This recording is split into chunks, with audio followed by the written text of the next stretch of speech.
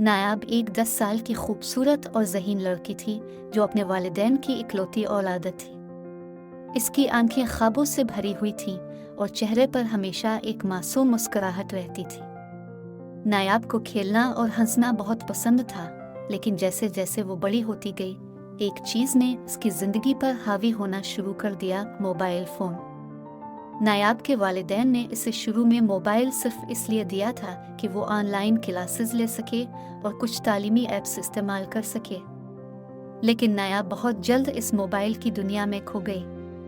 वो दिन रात मोबाइल पर गेम्स खेलती, सोशल मीडिया पर वक्त गुजारती और हर वक्त इसमें मगन रहती। यहाँ तक कि इसने अपने दोस्तों और ख़ानदान वालों से भी दूरी इख्तियार कर ली थी।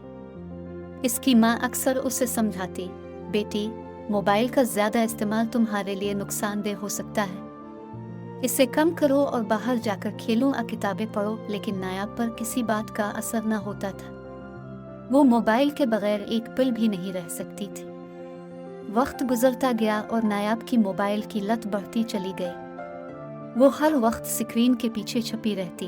अपने वालिदैन के मना करने के बावजूद इसकी ये आदत ख़त्म न हुई।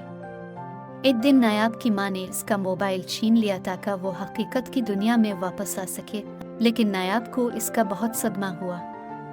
नायाब बहुत गमगीन हो गई और एक रात जब सब सो रहे थे, वो चुपके से उठी और अपना मोबाइल दोबारा ढूंढा। उसने एक अजीब ख्याल जहन में आते ही मोबाइल उठाकर सोचा, अगर मैं मोबाइल के अंदर की दुनिया में चली जाऊं तो सब मसाइल ख़त्म हो जाएंगे। नायाब ने आंखें बंद की और मोबाइल को मजबूती से पकड़कर दिल में यह दुआ की कि काश वो मोबाइल की दुनिया में दाखिल हो सके। अचानक मोबाइल की स्क्रीन चमकी और नायाब को लगा कि वो किसी जादुई दुनिया में जा रही है। इसने अपनी आंखें खोली तो वो वाकई मोबाइल की स्क्रीन के अंदर मौजूद थी। वो एक डिजिटल दुनिया में पहुंच चुकी थी जहां सब कुछ रोशनियों और रंगों से भरा हुआ था। वहां बड़े बड़े गेम्स के किरदार, सोशल मीडिया के आइकॉन्स और वीडियोस की दुनिया उसके इर्द गिर्द थी। शुरू में नायाब को यह सब बहुत दिलचस्प लगा, लेकिन जल्द ही इसे एहसास हुआ कि यह दुनिया बहुत मसनूई और बेजान है। यहाँ कोई हकीकी खुशी या सुकून नहीं था। नायाब को घबराहट होने लगी। वो बाहर निकलना चाहती थी, लेकिन इसे रास्ता ना मिला। वो जितना आगे बढ़ती, इतना ही मजीद उलझ जाती। इसकी आंखों से आंसू बहने लगे और उसने चीख कर कहा, मुझे यहाँ से निकालो, मैं वापस जाना चाहती हूँ।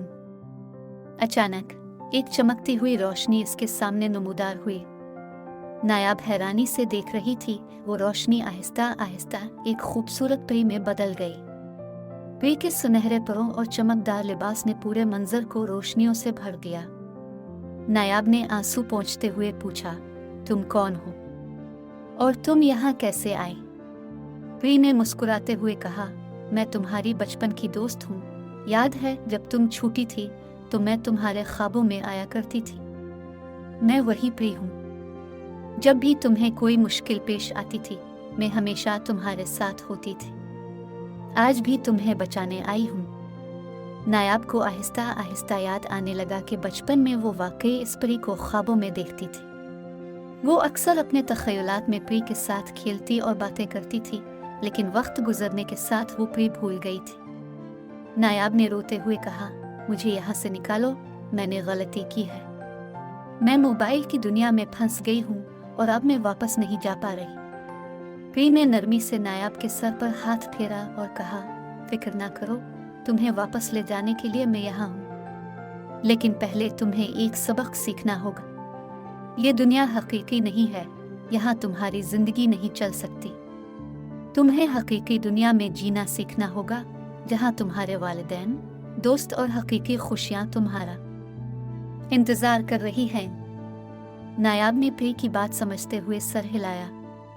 मैं समझती हूँ, मैं वापस जाना चाहती हूँ और अपनी जिंदगी को दोबारा जीना चाहती हूँ।